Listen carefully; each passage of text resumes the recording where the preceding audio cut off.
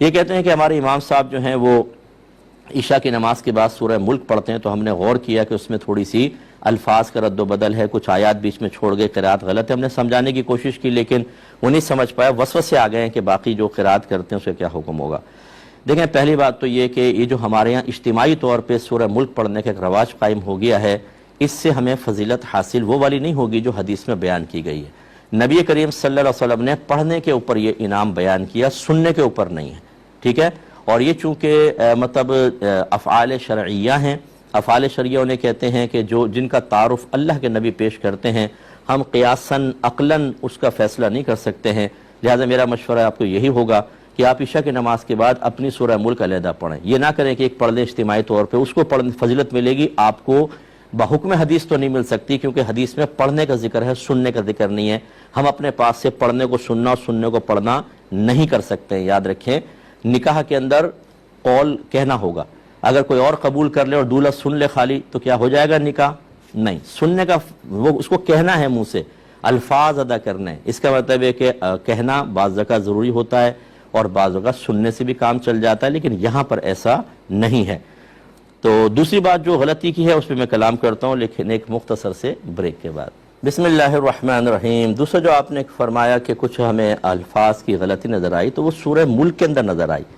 اس پہ آپ یہ کیسے قیاس کر سکتے ہیں کہ جو نماز میں الحن پڑھیں گے اس میں بھی ہوگی، جو سورت پڑھیں گے اس میں بھی ہوگی؟ آپ جہری نمازیں ان کے پیچھے پڑھتے ہی ہیں، اس میں آپ دیکھ لیں ان کی الحم شریف صحیح ہے، اور جو صورتیں وہ ملاتے ہیں وہ بھی بالکل صحیح پڑھتے ہیں۔ اس طرح فجر کے اندر، جمعے کے اندر، عشاء کے اندر آپ نے دیکھا اگر وہ صحیح پڑھ رہے ہیں، مغرب میں آپ نے دیکھا تو بس ٹھیک ہے، پھر ان کے اندر تو غلطی نہیں ہے۔ تو آپ ایک اور مقام پر غلطی کسی اور صورت کے اندر اس پر قیاس کر کے ان کی نمازوں کی خرابی کا حکم کیسے دے سکتے ہیں؟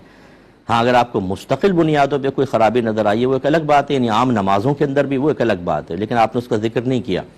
اور یہ آخری بات بس سمجھ لیجئے، خصوصاً جو ینگسٹرز ہیں ہمارے، نئے بچے دین کی طرف آتے ہیں اور یہ مفتی بن جاتے ہیں، اس امام کے پیچھے نماز نہیں پڑھیں گے، کیوں؟ ان کا عین واضح نہیں نکلتا، ہاں صحیح نہیں نکالتے۔ میرے بچوں اچھی طرح یاد رکھیں کہ امام کے لیے صحیح مخارج کے ساتھ الفاظ کو ادا کرنا واجب ہے، آپ کو صحیح سنانا واجب نہیں ہے، ورنہ آپ ثابت کریں ذرا۔ میں نے خود کتنے بالغان کو مدرسہ پڑھایا ہے، وہ ان کو کہتے ہیں عین نکالیں، عین بولو، ان کا عین نکلتا ہی نہیں ہے، لیکن جب وہ پڑھ رہے ہیں تو نستعین، وہ ایسے عین نستعین یوں کریں گے، ہمیں عین نہیں سن رہا لیکن وہ صحیح مقام سے نکال رہے ہیں۔ صحیح مقام سے نکالنا واجب تھا، نہ یہ کہ آپ کو سنانا بھی واجب۔ اب بیچارے کے تلفظ زبان پہ نہیں چڑھ رہا تو پھر اس کا مطلب وہ تو نماز نہیں پڑھا سکتا۔